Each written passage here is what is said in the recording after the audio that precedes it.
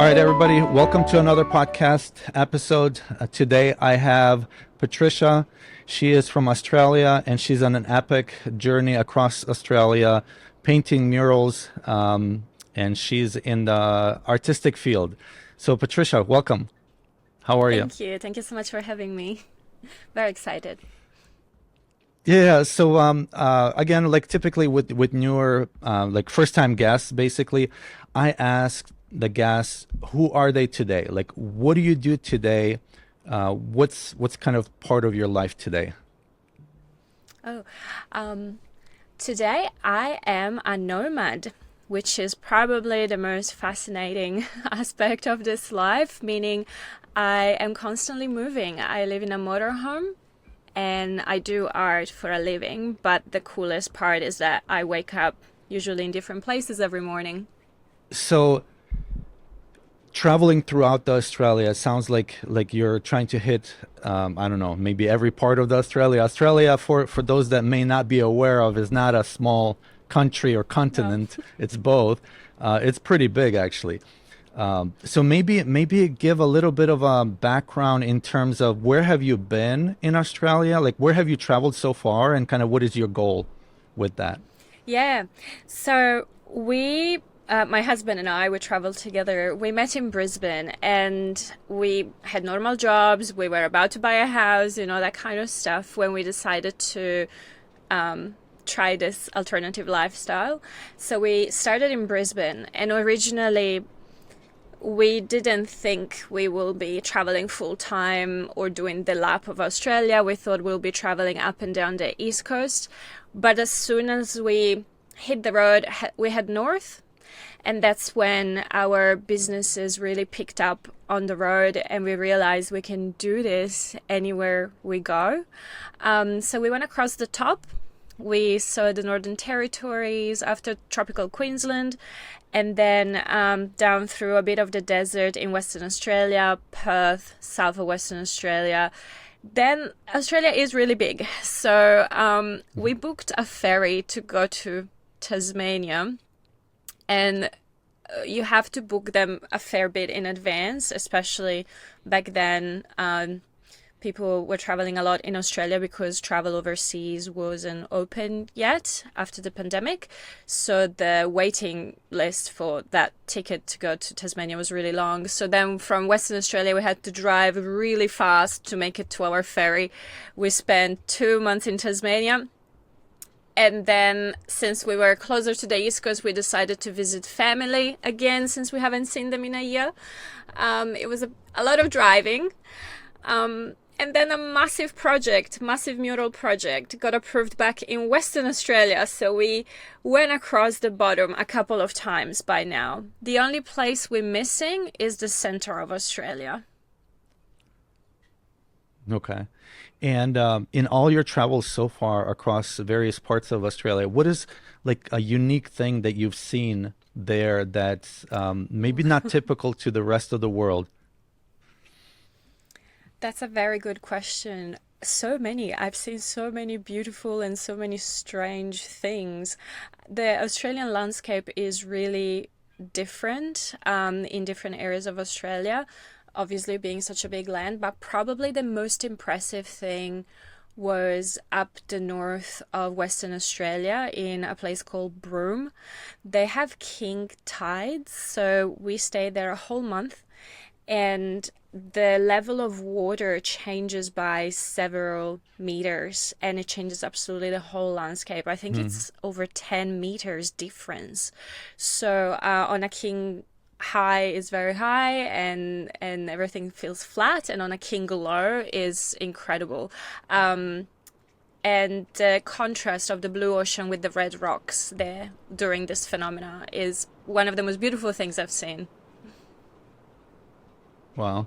So, in the tide, how often does it change? Does it change like within a day? Like in the morning, it's high or something like that, and in the evening it's low, or is it within hours? Yeah, it would be like within half a day. It was pretty impressive. Hmm. That's pretty cool. How about any kind of like odd animals? I mean, the typical thing is kangaroos and so on, but are there any like more unique animals out there? Have you seen the Tasmanian devil from Yes, the we cartoons? did. We did. They're very odd looking animals. I am very lucky with the job I do. I paint a lot of flora and fauna. So everywhere I go, I get to learn about the native animals and plants. And I had to paint a Tasman devil for the only animal hospital in Tasmania. I was really lucky. And they are very weird. Their bodies are not very well proportioned and they run in a very funny way, but they're cute. I guess, yeah, animals, there are lots of animals they don't tell you about when you come to Australia, like kangaroos alone. There are kangaroos, there are wallabies, they have different sizes, different shapes. Of kangaroo, what I thought would be just one kangaroo.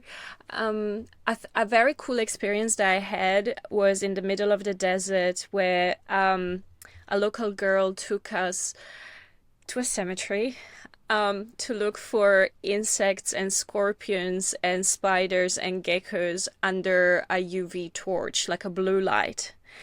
And that was really cool, seeing scorpions and geckos under these blue lights. You notice how much we miss not having that type of vision. There are incredible patterns and colors it was really fun. Yeah, interesting. So kind of this is where you are right now, traveling, painting. How did it all kind of start? Or if we go back to your grade schools, like middle school or high school, what were you doing then? Who were you like back then? Yeah, I was the teenager daughter of immigrant parents. I grew up in Italy. My parents moved there when I was really little, and then my family fell apart. In high school, I was in Italy and I was going to a type of high school that was centered around artistic subjects, so like a artsy high school. Sounds more fancy than it is. It was a public school, but they kept me painting through some very difficult years. And I think having art as a therapy through these years, kind of as a mandatory therapy, was really beneficial. But I never thought that I would be a full-time artist later down the track.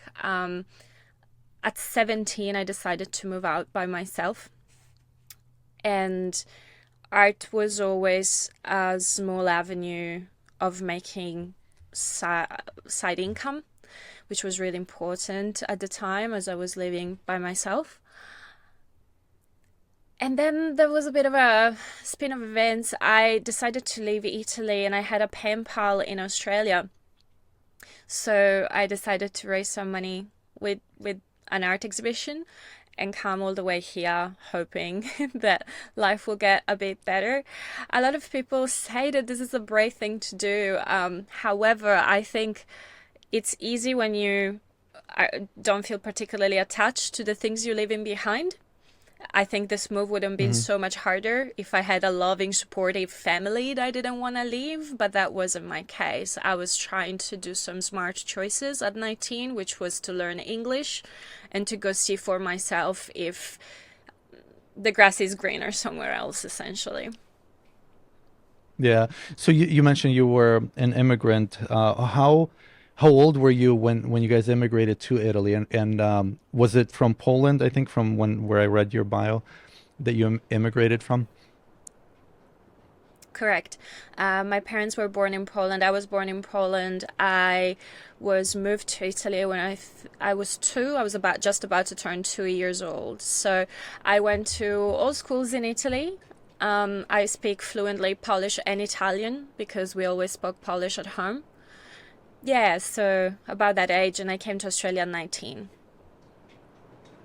Okay.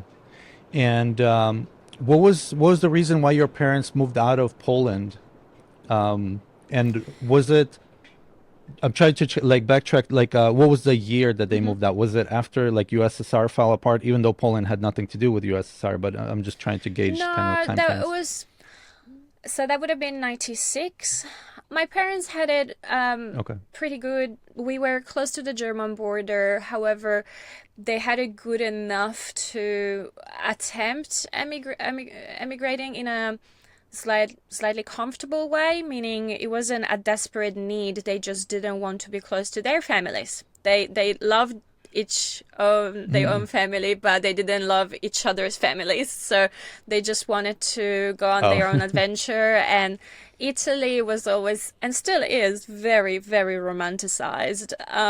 And I agree. There is good food, there's beautiful art, but living there is not as good as people imagine it to be due to politics and other stuff. So I think my parents kind of fell into that trap of thinking moving to Italy will be incredible, and then they struggle with some cultural differences. And I saw my parents really change as people over the 10 years, the first 10 years there, I suppose. Like their values really changed, and that was particularly obvious with the way I was raised versus how my brother was raised. So I have a brother and he's 5 years younger than me, and I Mm. remember very clearly how I was raised in a very polished, like Slavic way, meaning you have a lot of responsibilities. You help. You don't become a problem, and you cook and you clean since a very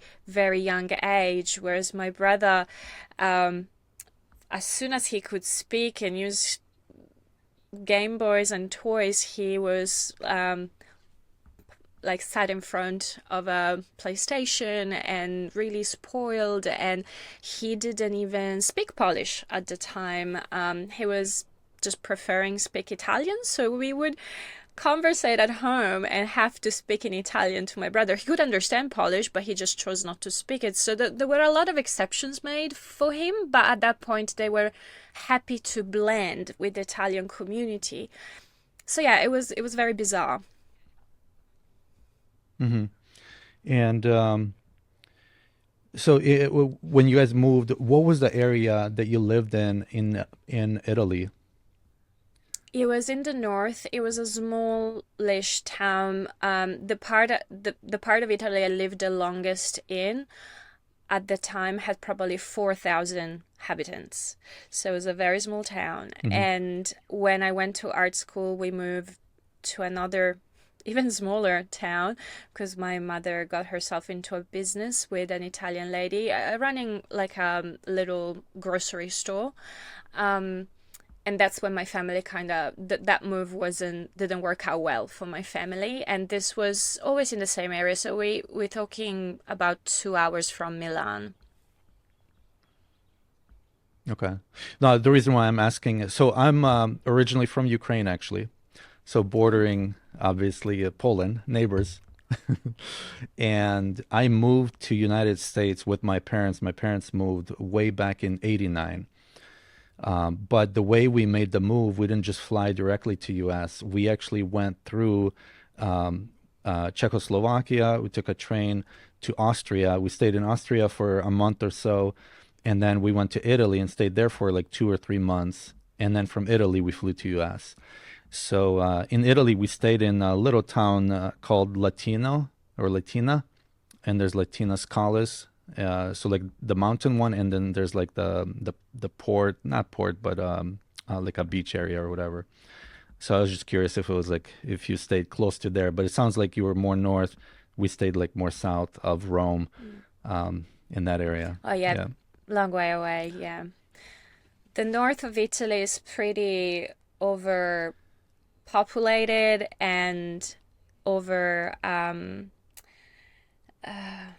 is gray.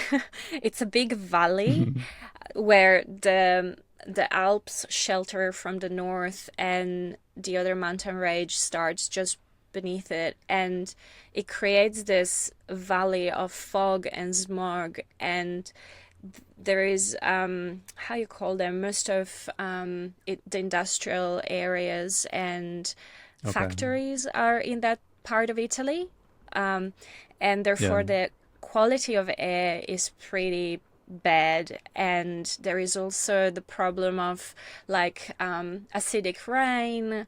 These are all things people don't talk about when they think of Italy, but it's like a Right. We large just part of Italy.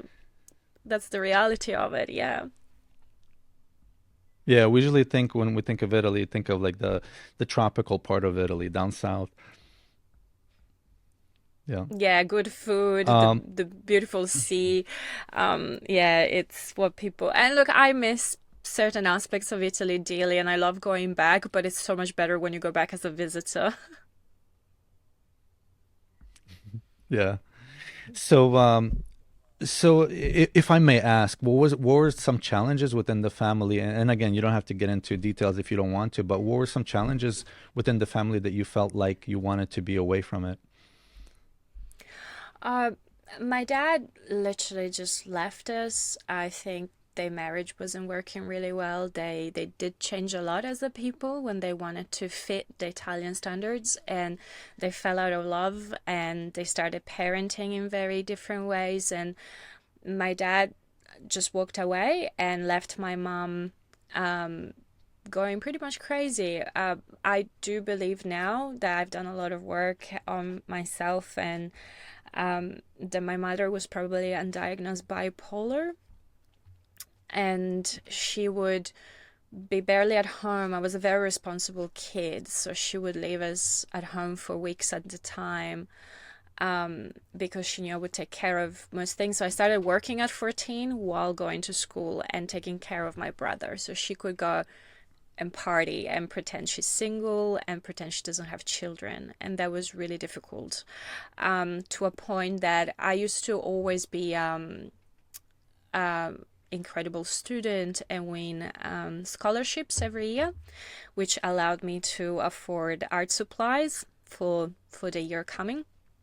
And the pressure of studying, working, and taking care of the house made me nearly fail school when I was 16.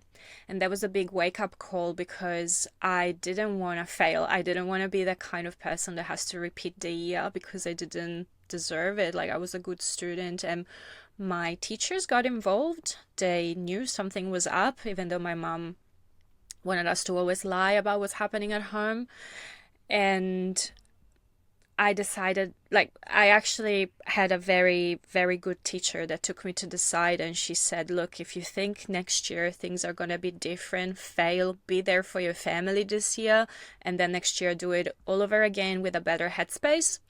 But she looked me in the eyes and she said, if you don't think the situation is going to get better, run, make sure you finish school, and get the hell out of there. So I put my head down.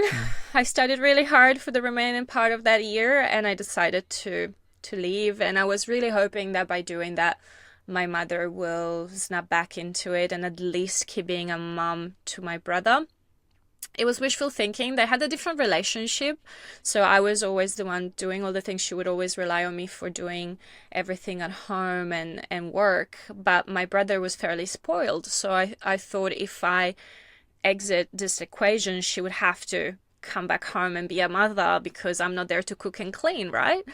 But that didn't happen. Unfortunately, I find out after being already in Australia that as soon as I left, my mother kind of expected that kind of responsibility from my sibling, and that didn't work that same way. So he ended up in a fair bit of trouble. He's okay now, but we don't have a relationship either.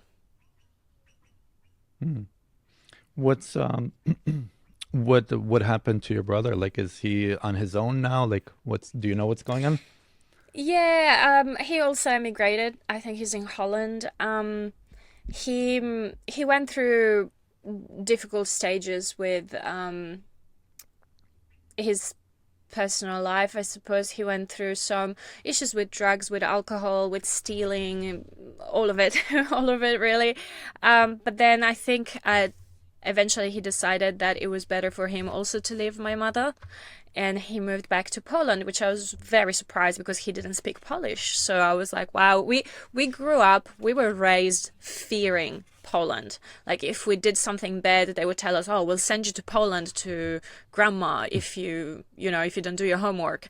So when I heard that he is voluntarily reconnecting with our father who left us to move there in the middle of high school, which is when you don't really want to leave your friends. That made me understand that my mom did it to him to scare him a bit away and made life extra challenging.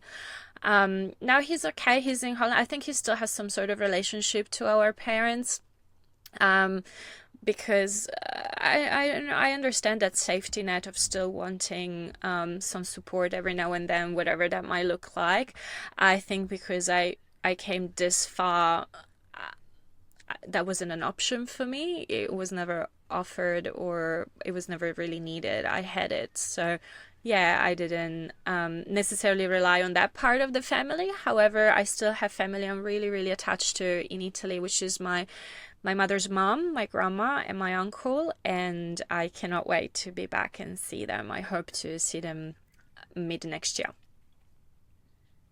Awesome. Yeah, that's great. So you moved over at 19 to Australia. What was that like? Like you said you had a pen pal, but other than that, you didn't really know anybody there.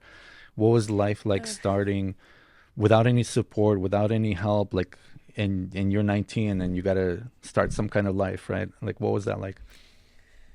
Terrifying in one word. I knew it was gonna be scary, but it was actually a lot harder than I expected, mostly because when I came to Australia, I thought I knew some English.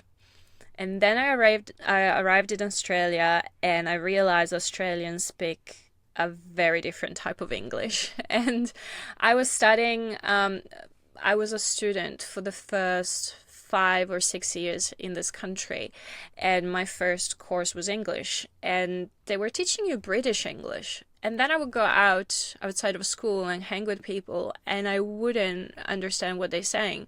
So I realized that wasn't really a smart way to move forward. I done my English tests to a level to be accepted to study something else, and that took me a year.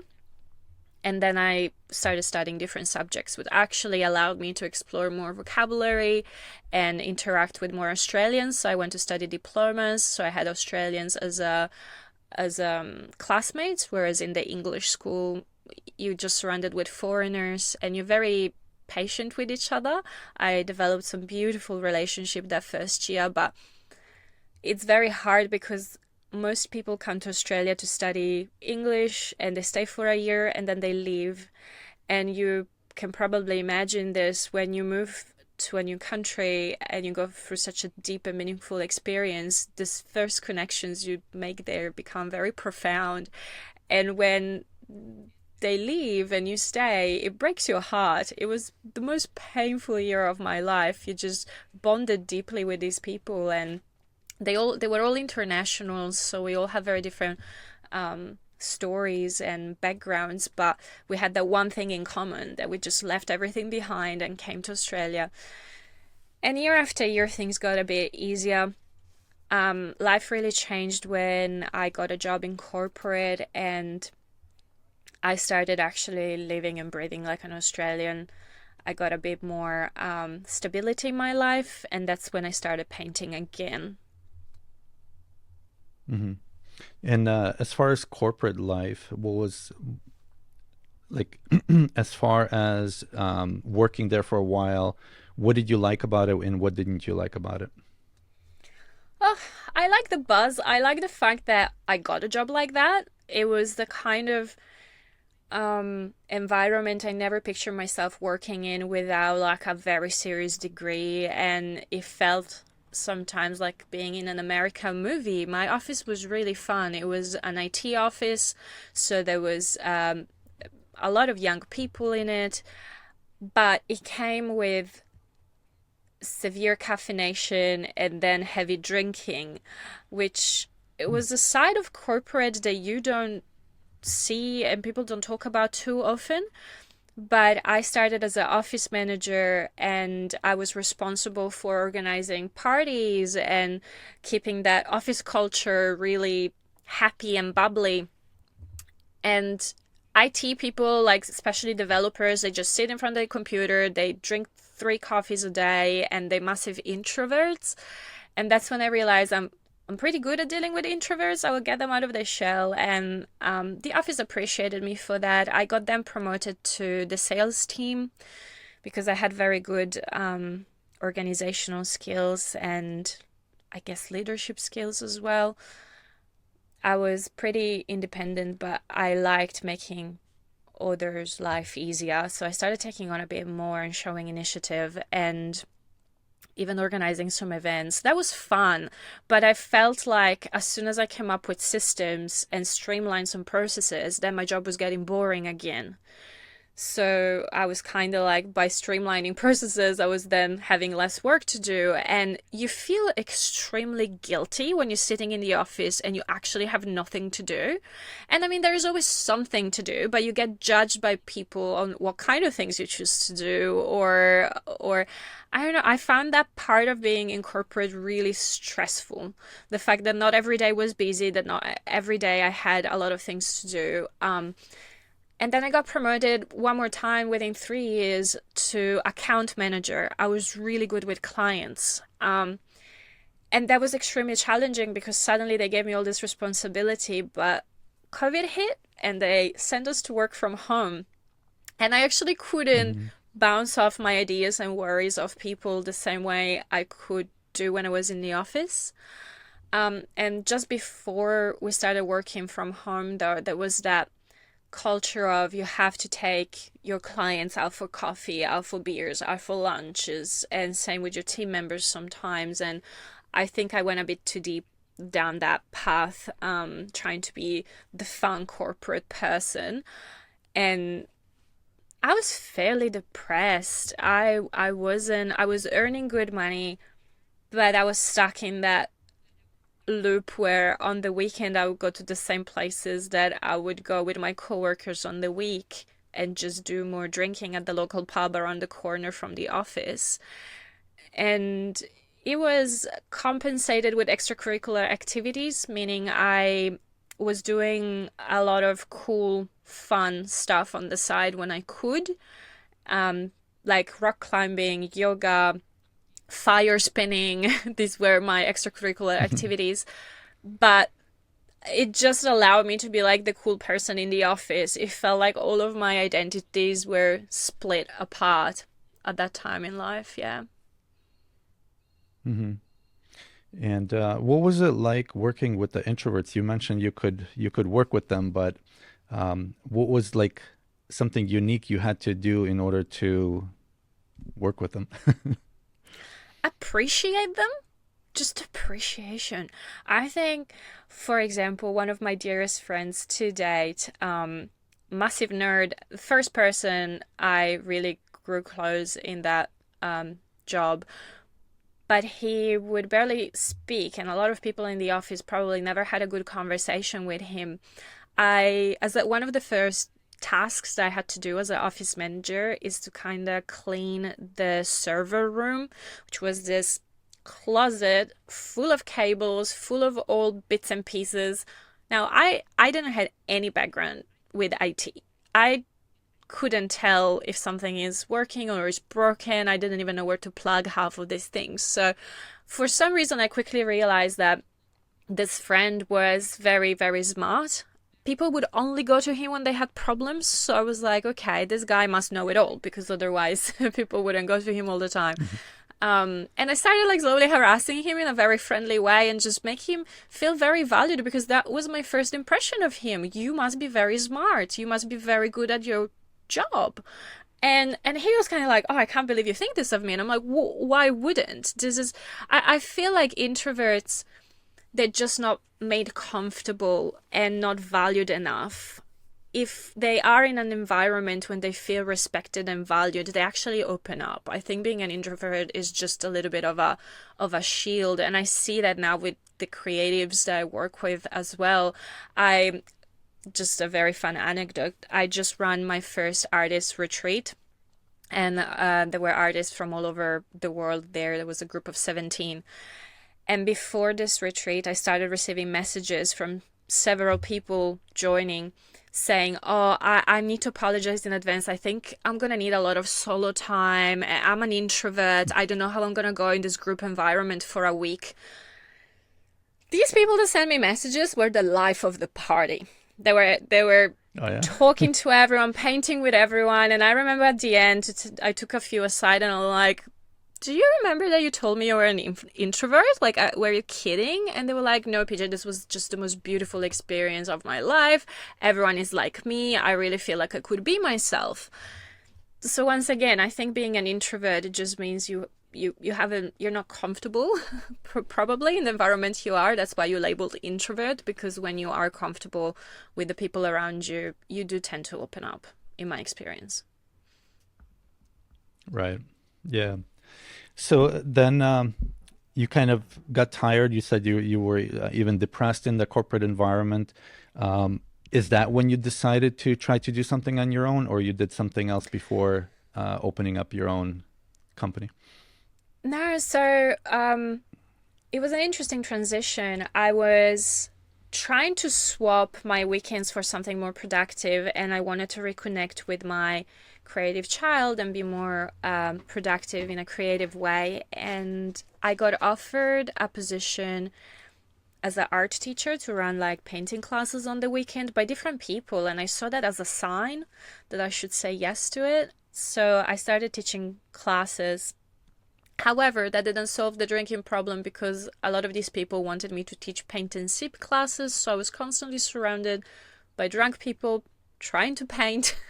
And it wasn't really, the two things don't necessarily always go hand in hand together, not for everyone at least.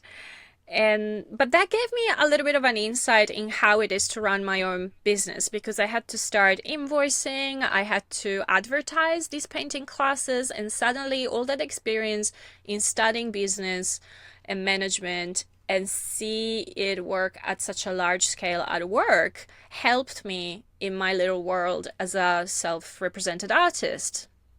Then COVID happened. And I know a lot of people don't feel about it that way, but in my world, and I always feel guilty saying that, was a blessing. I wouldn't have walked away from that job if they didn't make me redundant, because I just got a big promotion and I was on such a good money that to me, that was incredible. The fact that I could earn that much at 23, 24. I was living a very comfortable life. I was renting my own apartment in Brisbane, like near the river. It was really a comfortable life. And when they made me redundant, it was because I was the youngest. It was new in the team. They kept like the most senior people. They made redundant about 80 people throughout the whole company, across the whole country. And suddenly I was feeling lost, but I felt like it was a chance to try again, to follow a better direction. And I didn't think I could be an artist. I decided to study interior design. So I signed up for a course. And the universe must have had different plans, because started throwing different gigs at me, and one of them was mural painting, and that one kind of stuck. I was lucky. I was already living with my husband. He was a very supportive partner, and he was also telling me, don't rush back into another corporate job. They're going to be there. People love you. You have contacts. If you ever want to go back working 40 hours in an office, it's not going to be hard to get. But if you want to stay at home, do more painting, and figure out if you want to land yourself a more creative job, then take this time to figure it out.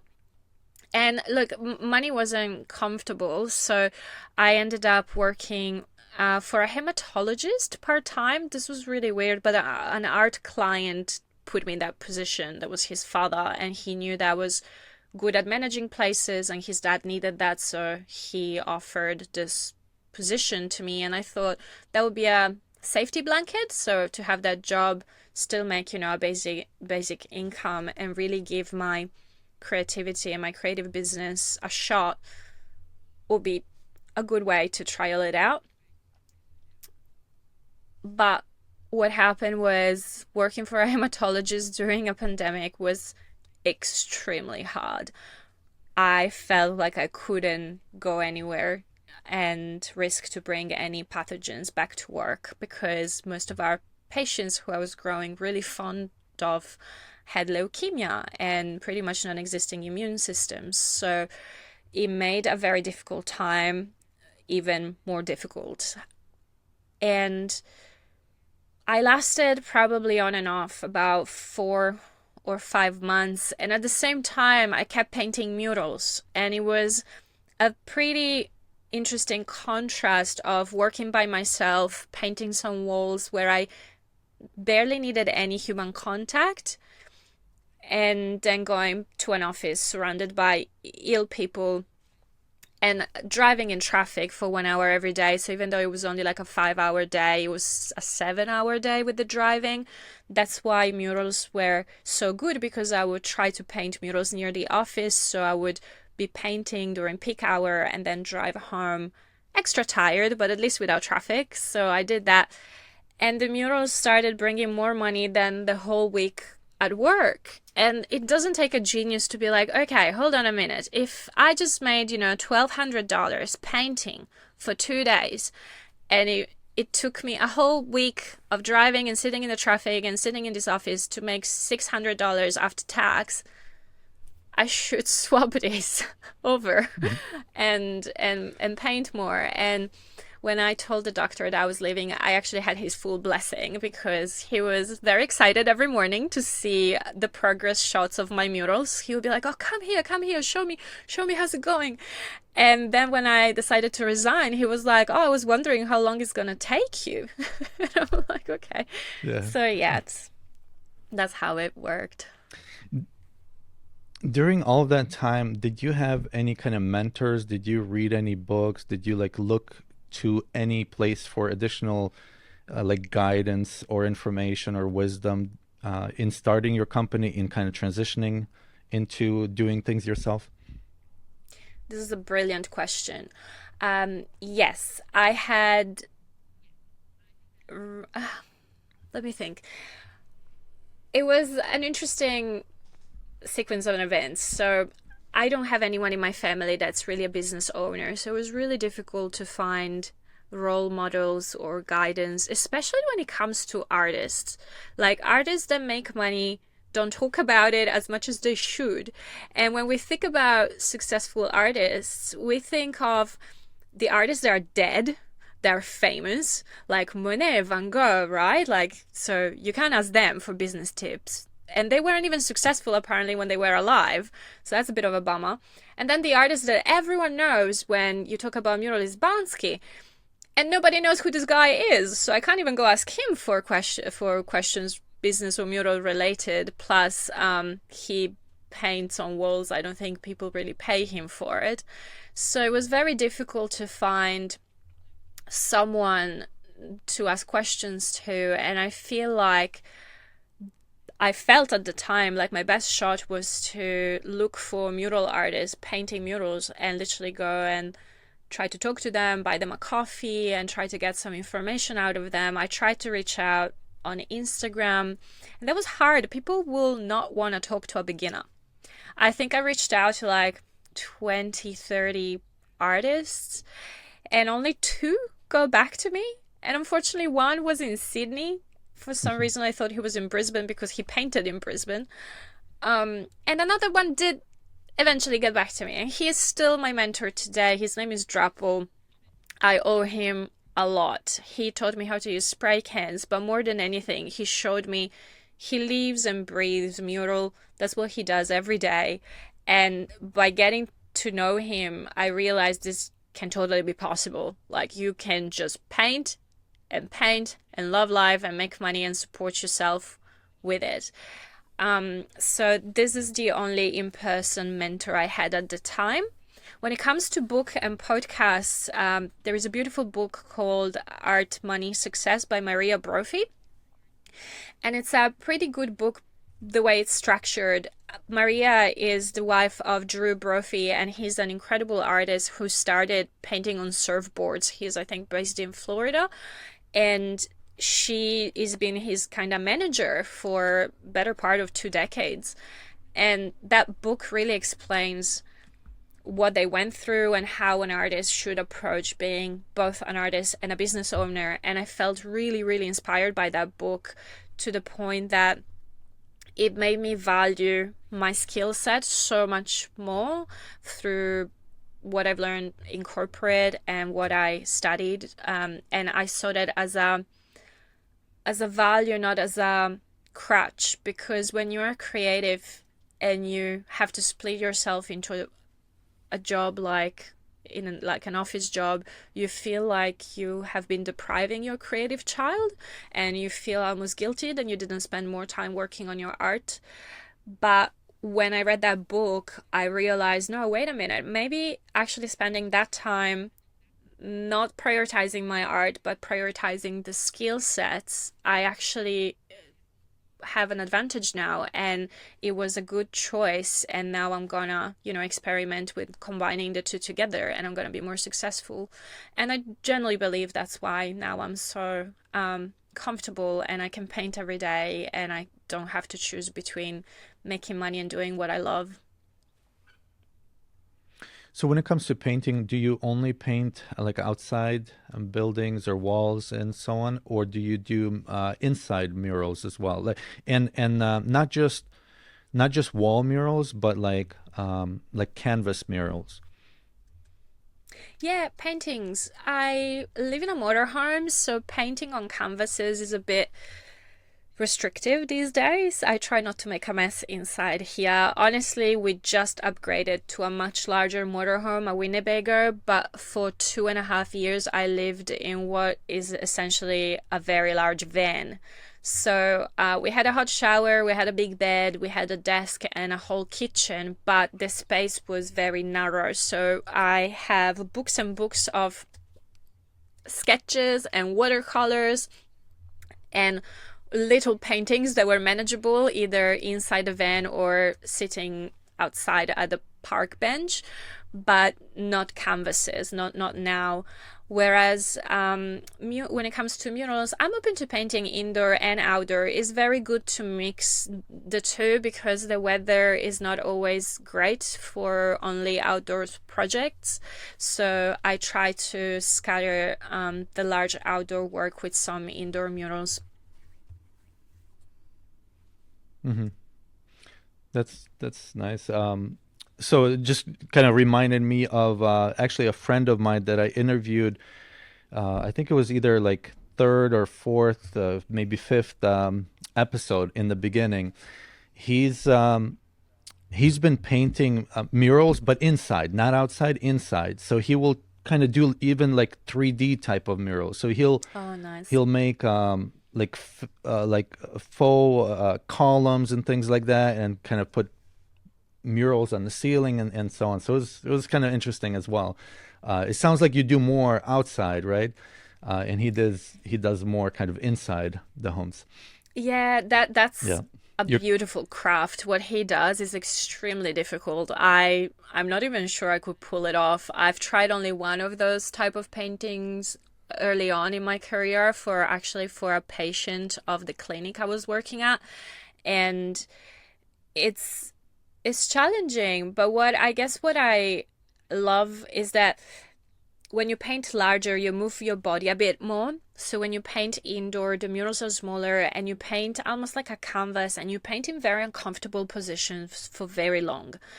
And I realized in retrospective quite recently that the reason I love painting murals is because I was always a fairly active person, and I was mentioning before how I really liked alternative ways of exercising, like rock climbing and really moving my body.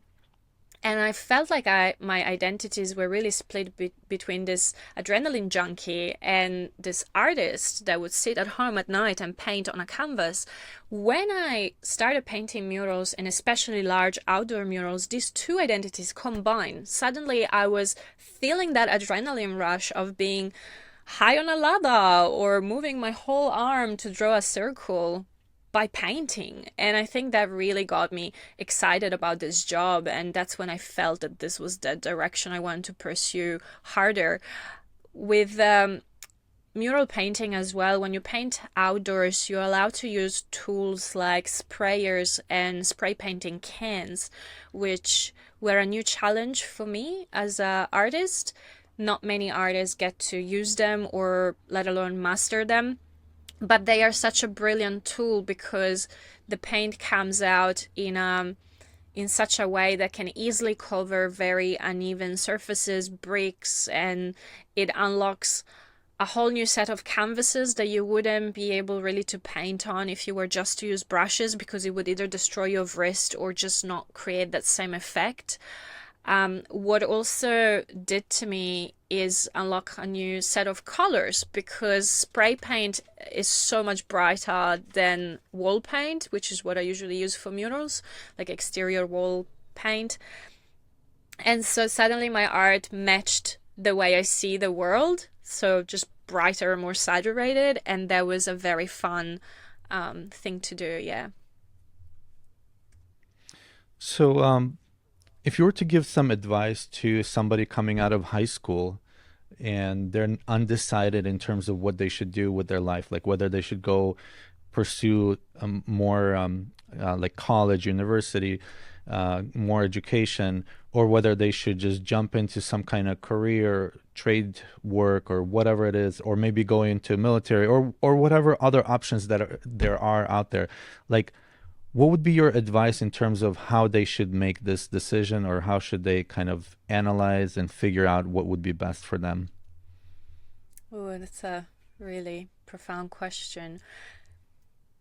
I'd say never stop doing the thing you're really curious and passionate about, because at that age you already have a bit of an idea of what activities make you lose track of time, what activities you want to do more often.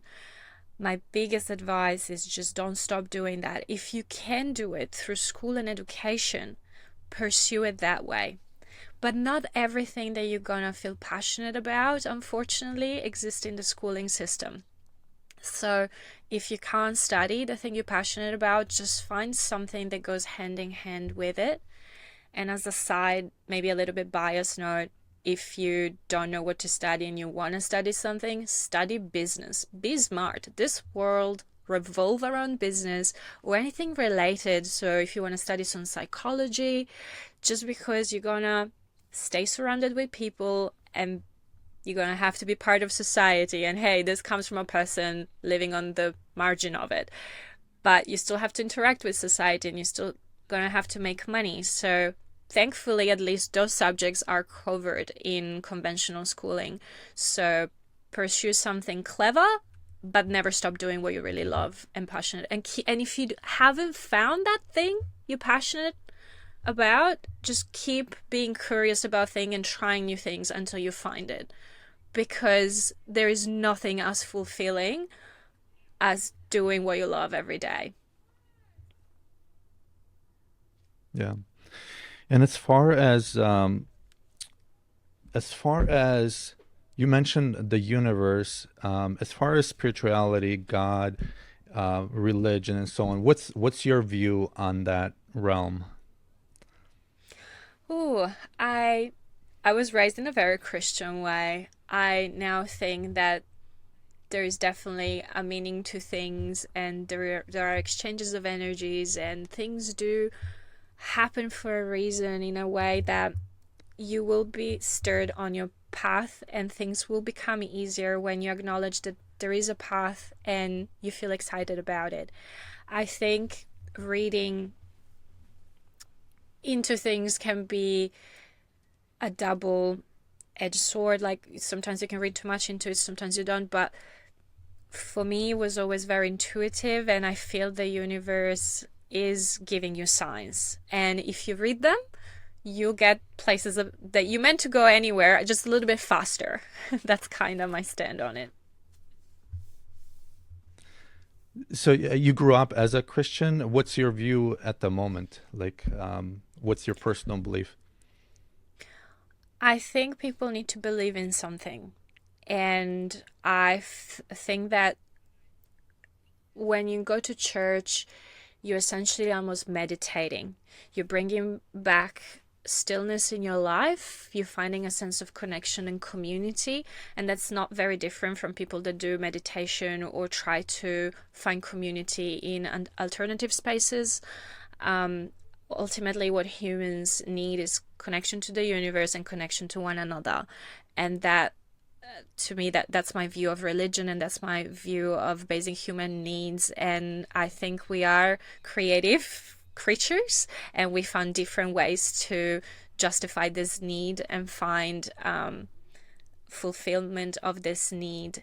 I don't regret going to church, or some of my most calmest memories are in churches. I feel extremely calm even approaching a building that looks like a church. I only had good memories. Obviously, I was forced to go there. Like, it was something I had to wake up early in the morning and go, even on a Sunday when, it didn't feel right because it wasn't a school day. But it wasn't a bad thing to do. We stopped going when my dad left. My mom actually stopped going, and we stopped going, and I was relieved at the time.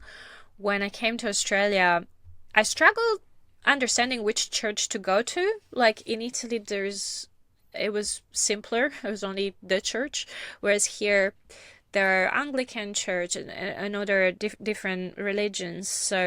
And the church isn't open 24/7. Like in Italy, the church maybe sometimes is closed at night, but you can enter physically the church to pray at any time of the day. Whereas here, it wasn't like that. And I was living in Brisbane CBD, like in the city, and I didn't have a car. So the church in town wasn't open when I was done studying or working. And I kind of grew apart from that comfort blanket, I suppose. Like, I really craved it at times to just go and do a little bit of praying just to kind of reset my nervous system. But that's, I think, when I found different ways to connect to that same feeling that I needed, which to me was some breath work, mostly yoga, and then I found spirituality through some new friends, and I would go and do full moon rituals and more fun stuff like that, I should say. But at the core experience is that of community and feeling connected to something bigger together, and that I still like and respect deeply. Hmm. And when it comes to your health, exercise, eating right, and so on, do you have any kind of routines or anything that you would recommend for others? Whew, we've been touring, so I don't know if many of you know what touring means, but it means that you are constantly in different places, and access to food varies dramatically, especially if, like, you're in the desert or you are in a city. So I should say, we eat in a very interesting cyclical way, where we are a little bit looser when we closer to a city because we miss good food that someone else has cooked for us. But we try to eat very healthy when we cook for ourselves. And right now we are on keto. So we try to do a detox, so ketogenic diet, at least 2 or 3 times a year for about a month or two, depending how we feel. And it's something that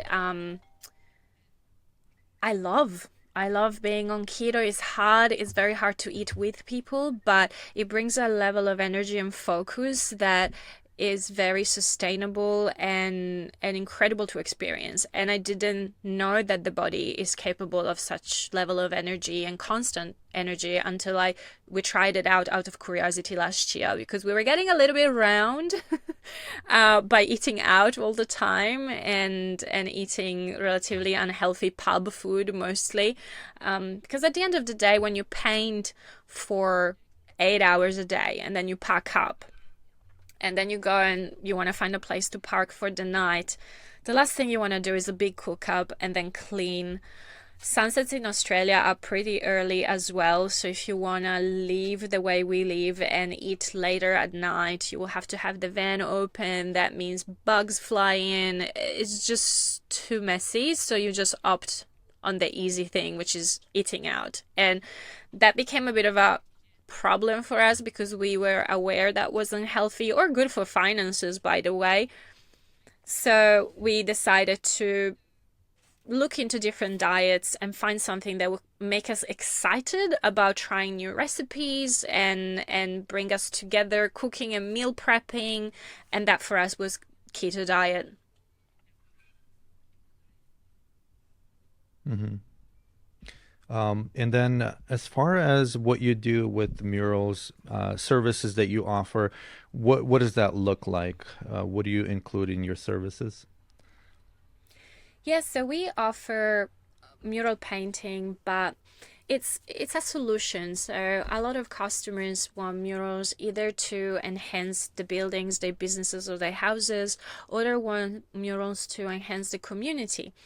And we have experience running workshops as well, so painting workshops for children, or we do lots of show and tell sessions. So people are genuinely interested in our lifestyle and our way of seeing Australia. These are some add-ons to mural painting that we offer. Then when we first started traveling, my murals were relatively small, but I kept it consistent through marketing, and it spiked a lot of interest from other creatives. And I started receiving lots of messages from other artists asking me how was I finding consistent job the way I was. When I started painting murals in Brisbane, I think a lot of people believed I was well connected, and that's why I was painting a lot in the city. But when I started showing that I was painting a lot everywhere I went, especially in remote towns, and like I kept it really consistent, these artists wanted to know, and they realized that there is maybe like a formula, there is a way to find clients for your creative services. So I started mentoring. I wasn't really planning to, but it was very easy because all I needed to do is explain what I was doing for my business. And I also realized there is an incredible demand for creative skills, and artists are not made believe that way.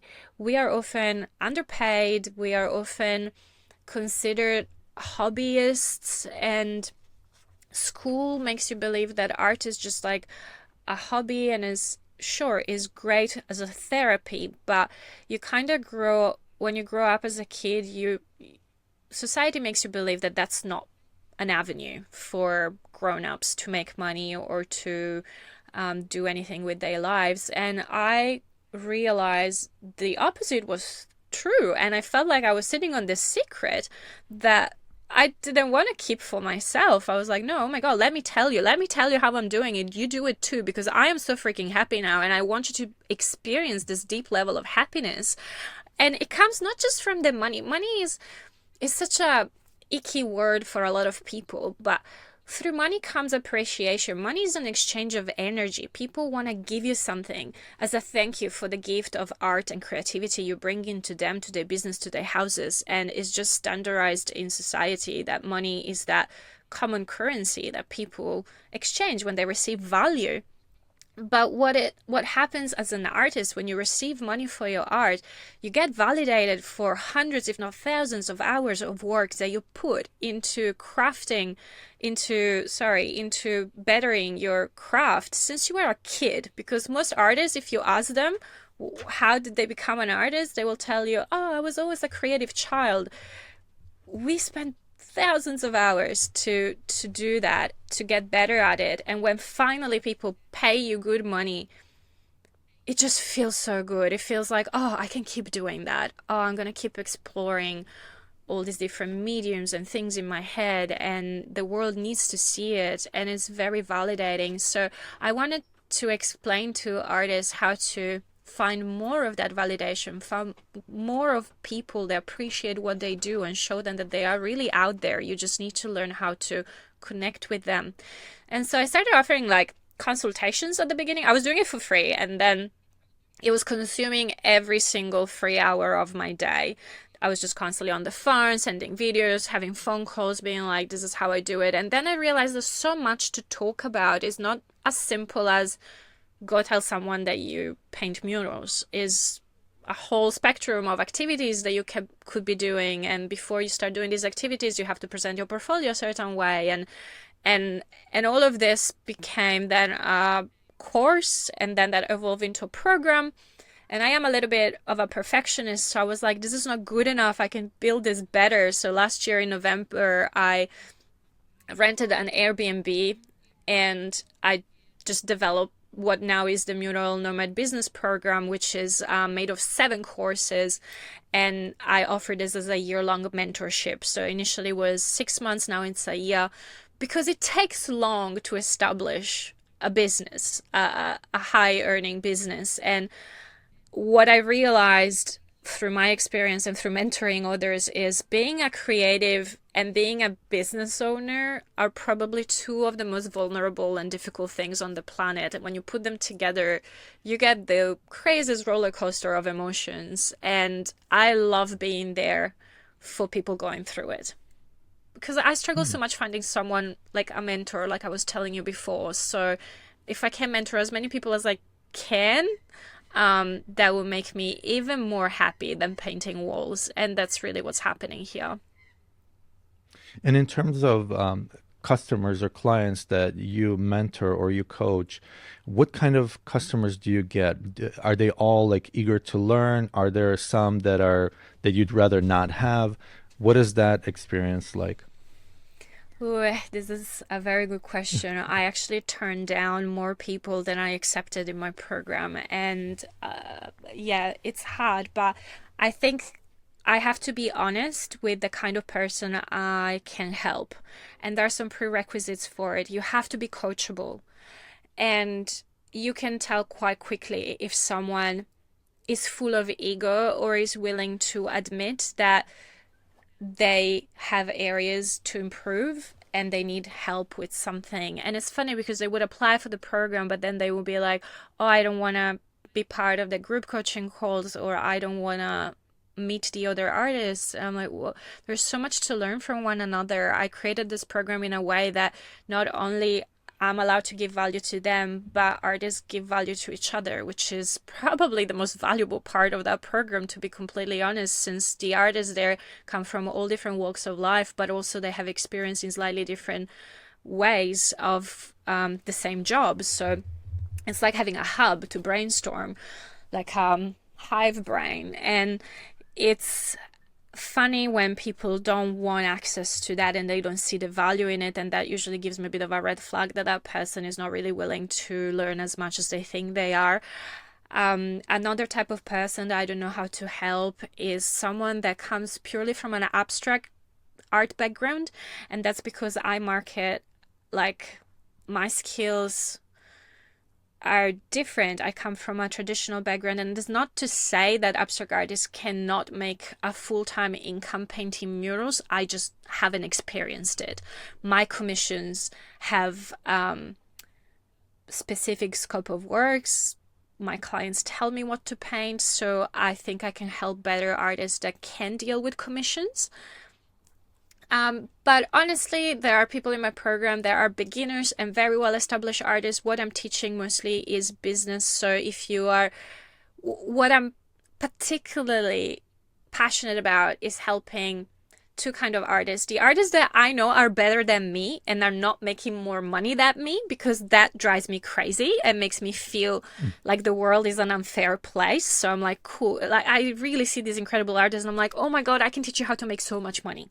Like, that's how I see it. And then I love helping female artists. And this is not everyone likes me saying this, but I come from corporate where I know for a fact that there is a gender gap and people don't get paid the same money. And I think it's so incredibly unfair, because I have probably over half the people in my program are mothers, and there is no one as efficient as a mother.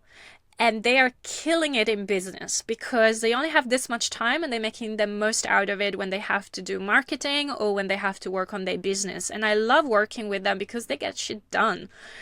And I think it's beautiful that I can teach these incredible artists who decided to also pursue motherhood and then came back to a stage in life where they realized that they need their art. They need to keep doing it. They need it for themselves. They want to keep giving it to the world, but they don't want to have to choose between pursuing art and providing for their families. Equipping this kind of person with the tools of being able to go out there, paint a mural, make a whole month worth of income in few days or maybe a week or two, and then still have so much time for family and be a happy mother. It's very special to know that I'm helping this. Yeah, definitely a great thing. When it comes to painting murals, I assume you don't just paint on ground level, you paint up high as well. What do you do that? And then what is that like? You have to set up scaffolding and things like that that you potentially before didn't think about? Yeah, the ladder got um, put away very early on in my mural career. I prefer using machinery, so no scaffolding, but like scissor lifts and knuckle Okay. booms, simply because a scaffold can be fairly dangerous when you have to climb up and down as often as we mural artists need to change colors and stuff. Sometimes it's also annoying to have it sitting in front of the wall. You want to just be able to step back and see what you're painting.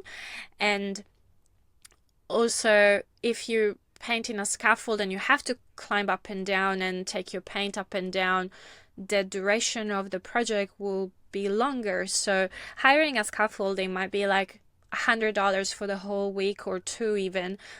A scissor lift might cost you, sometimes in some areas, $200 a day, but you will finish the project so much faster and safer, which I think when you do this job professionally should be priority for you and for your client and for the asset you're painting on.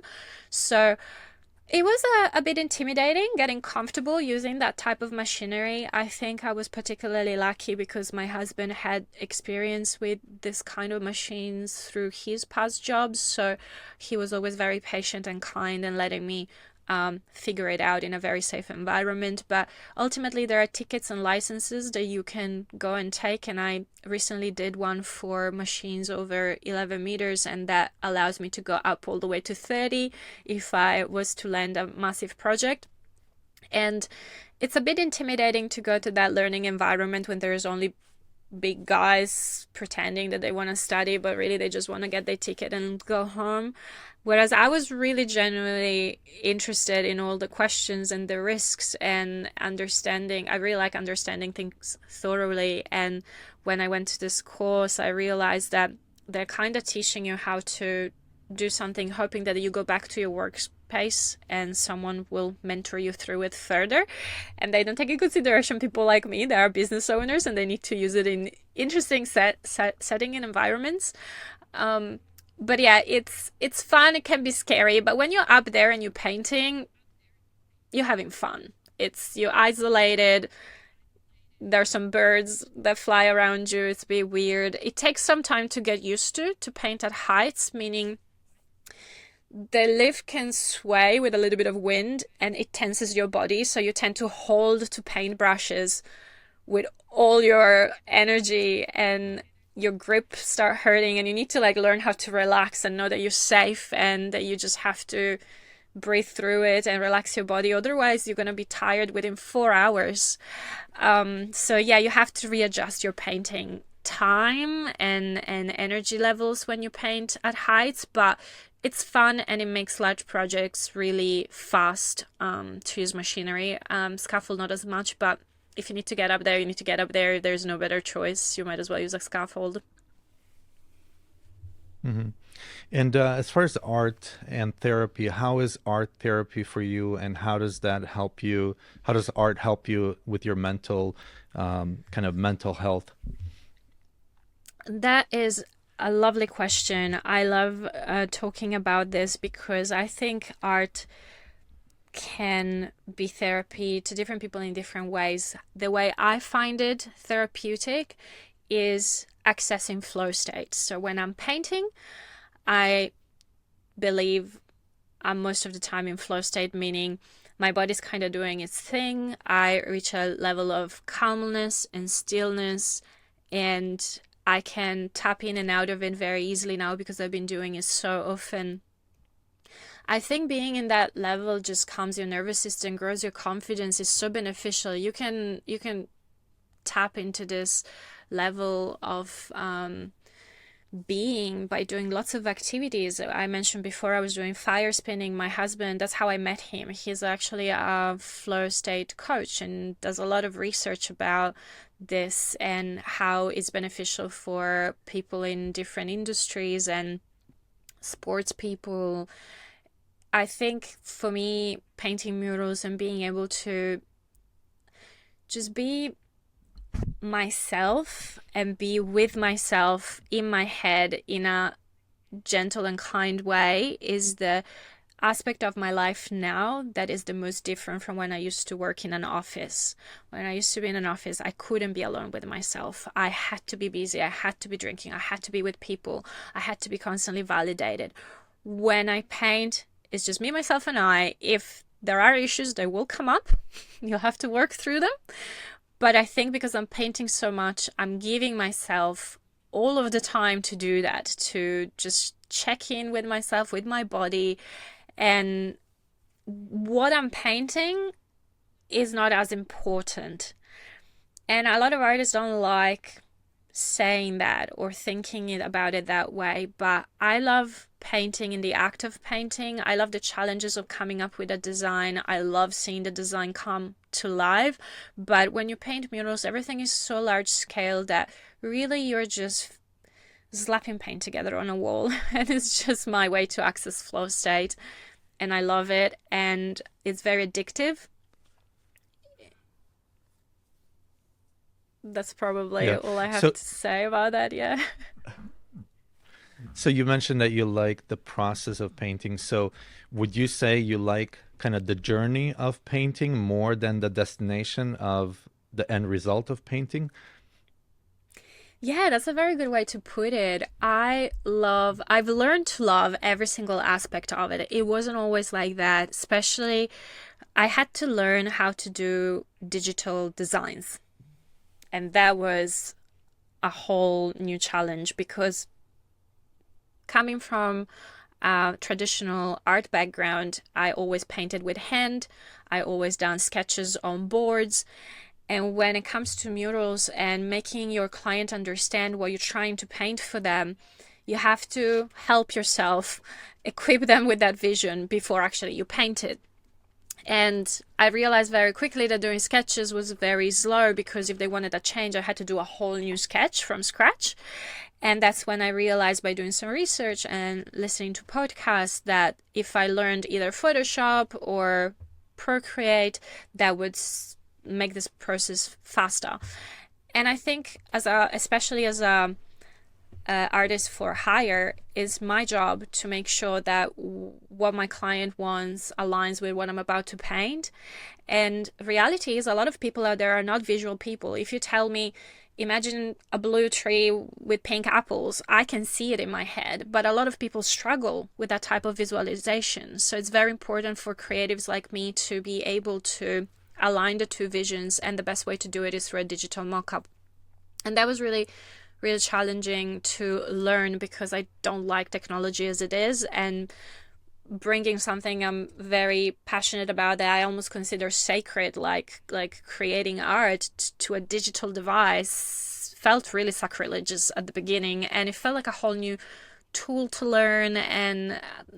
But once you, like everything in life, once you learn more about something, you learn how to appreciate it and you even start having fun with it. So it was just that initial resistance that I was having towards this part of my job that made me not appreciate it. And I see a lot of the artists I mentor going through the same. And then you figure out a way to use it that you actually have fun with it, and suddenly you love every aspect of your job. So it kind of starts there with that designing stage.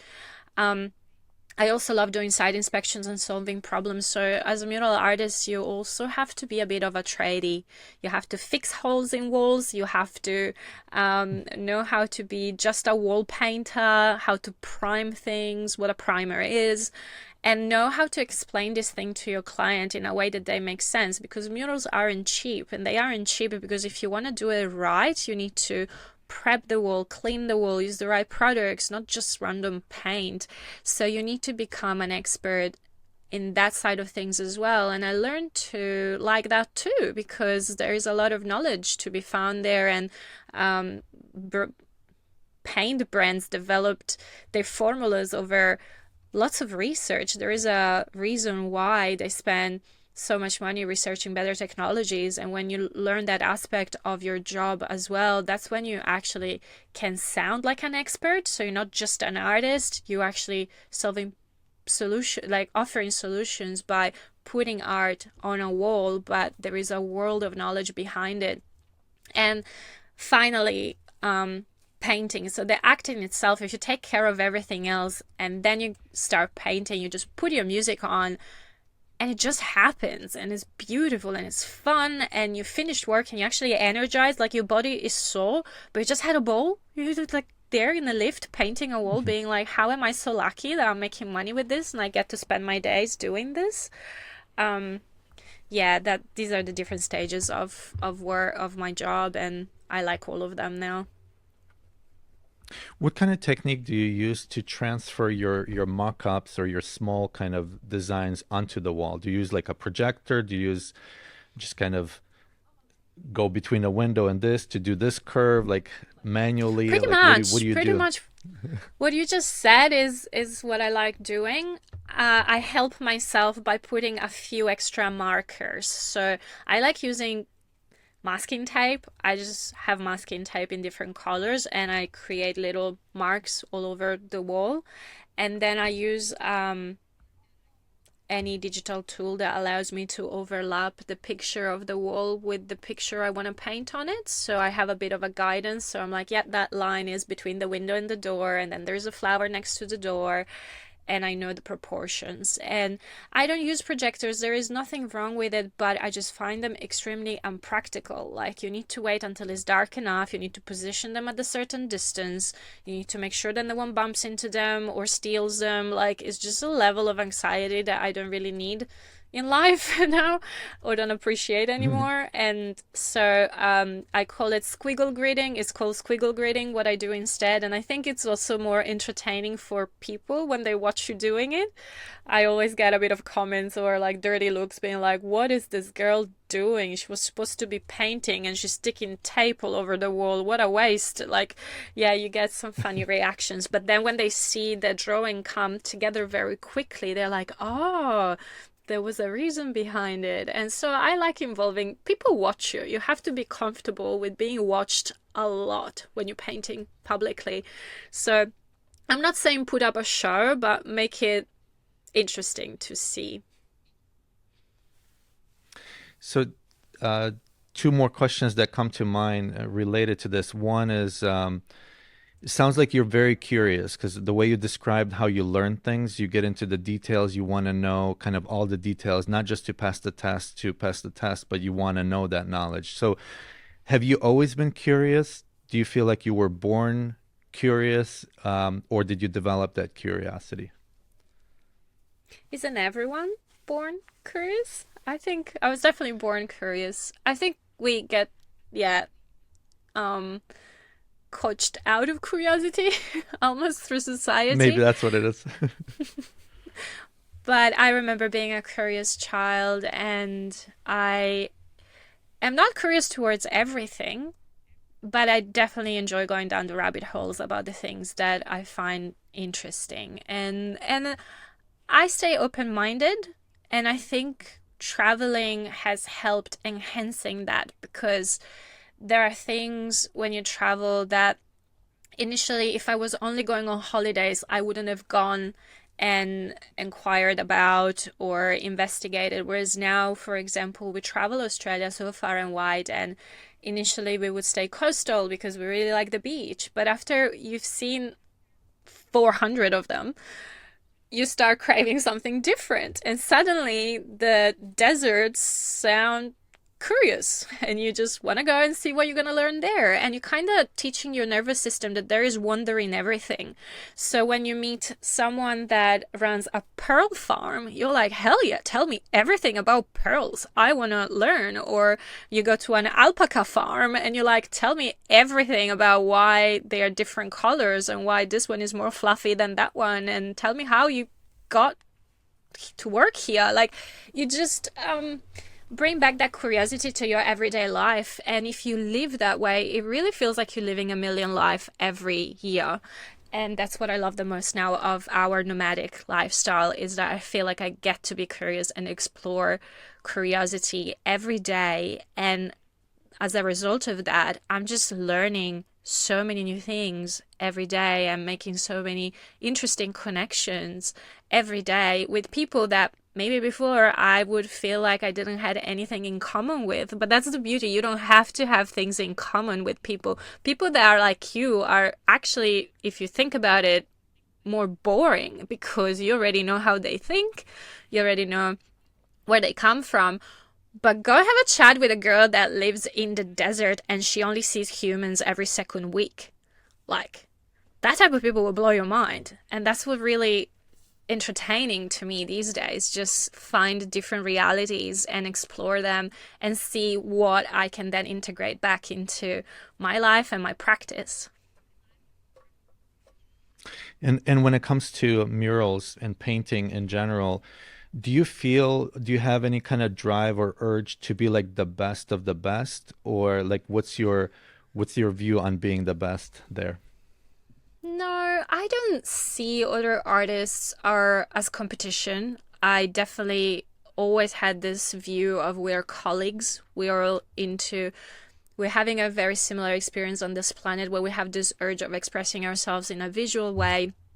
And I think it's very difficult to say what art is best. I think you can always be better than what you were in the past, but it will also be your way of being better. Art is very subjective. And the sooner an artist can understand that, the easier their career is going to get. And I think the best way to realize that is to keep asking people for feedback. I once did this terrifying thing on a Christmas dinner at home where we invited a lot of friends, and I had a bunch of paintings that I did, and I needed to choose one to be my business card at the time, or that's what I wanted to do with it. And I couldn't pick one. So I thought, oh, I'm going to ask these people that I love, that I know they're going to give me an honest feedback, to tell me which one they like the most and why. And every single one of them picked a different one. And I remember thinking, wow, this is not what I was expecting. What you think your best piece of art is not necessarily what the world might think, and definitely not all of the world at the same time. And I find so much validation in that, because I understood two things: that I can be a commission artist forever because people have their own visions in their head and their own idea of what is pretty and how is that supposed to look like. But also I understood that the only way to be a better artist is to just keep making art as much as you can. So you can cater for others if they want to some of your art for themselves, but also you can keep exploring the variety of things you can create. And that is the fun part, not just being like, I'm the best. No, it's just like how many things I can create in this lifetime, and how many people get to see it. If you're happy to share your art, obviously I am. A lot of people are creating for themselves, but I find it a good way to connect with others. Hmm. What do you feel that inspires you in this world? Oh, nature for sure. I know it's a very simple answer, but we as humans sometimes forget how beautiful and bright nature is. And I experienced something really bizarre when I left the city. And look, Australia is a pretty colorful place. Brisbane especially, we barely have any clouds or rain. It is summer all year long pretty much, so it's a pretty colorful city. But what I realized when we left the city is that the world is even more colorful out there. And you would wear a pink bright jumper and people are like, whoa, that is so bright. And I'm like, have you seen the flowers? Like that is a natural color. Like, when was the last time you realized how bright is a sunset, or how many colors there are in a sunset? I just experienced this flood of color in my life when I started living outdoors every day and see all the little birds. Especially here in Australia, we have lots of colorful parrots, and I think my eyes are now really fine-tuned to see and look for color. And recently I went on to one of the many fun experiences I get to do living this way, which was opal hunting. So I went to a place that is famous for opals in Australia, and we stayed there for a week. And one of these days that we were there, it rained. And what happens when it rains, the dust from on top of the opal pieces washes off, so you can actually see them shine. And I was on fire. I was finding pieces of opal everywhere because I think my eye is so used to color that to me it was just like ding, ding, ding, ding, ding. And the other funny thing was I was really finding lots of purple and orange and yeah, just very purple, pink, and oranges opals, whereas my husband was finding the blue ones. So it's like how different our eyes were working. Yeah, this is just a little anecdote, but I get inspired by nature. If I see something, I'm very easily distracted. I might see a tree that I think looks pretty, and I would stand there for a minute in just deep appreciation of the shape of the tree. And I wasn't always this person, but I like that I am this person now. I really do. And then when it comes to motivation, what motivates you? I don't need to find motivation. I wake up pretty motivated, I must say. I think now that I love my life, it's very easy to find motivation to paint or to explore. I actually feel ill if I don't do it. I don't need to force myself into that state. And the same when it comes to my business, to be honest. It's just something I wake up and I feel deeply privileged that I get to do, that I got myself to a stage in life where working on what would be a passion project is the only project I have to worry about. So when it comes to actual painting or doing, I feel like having almost like a ritual or like a setup is usually what gets me like triggered to then go in flow, if that can be read as motivation. But yeah, I don't need to be pushed too hard to do these things. Hmm. So, anything else you'd want to share about your life, your business? Just kind of open-ended question. Anything you want to share with the audience? I've been meeting a lot of creatives, but also other young professionals asking me if I think living on the road is worth it. And this is something that I've been giving a lot of thought to in the recent days, actually, as we sold our old van. And it's do it. Do it, but mostly because you're going to be able to grow as a person and you're going to be able to grow your business if you change your environment. I think changing your environment is the best way to explore your potential.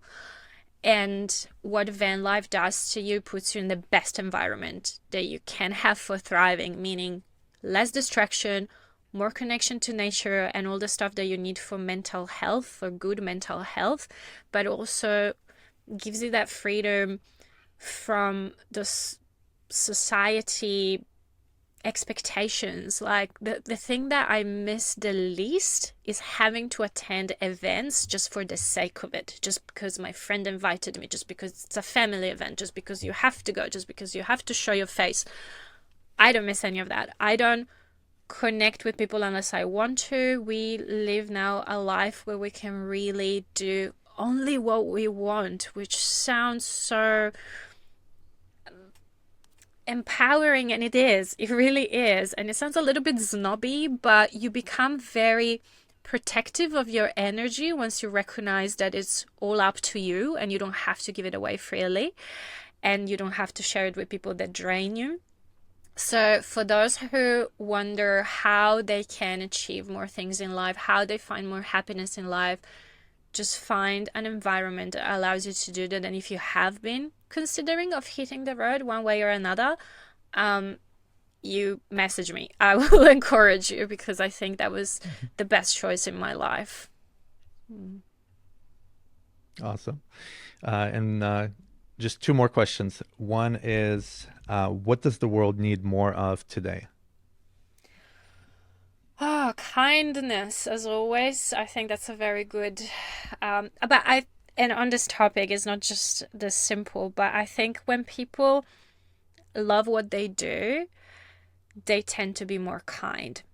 So if you think about a bad interaction you had maybe recently with another human being, it was probably someone swearing at you in traffic or having a bad day at work, but it's always a result of stress or results of being in a situation you don't want to be into.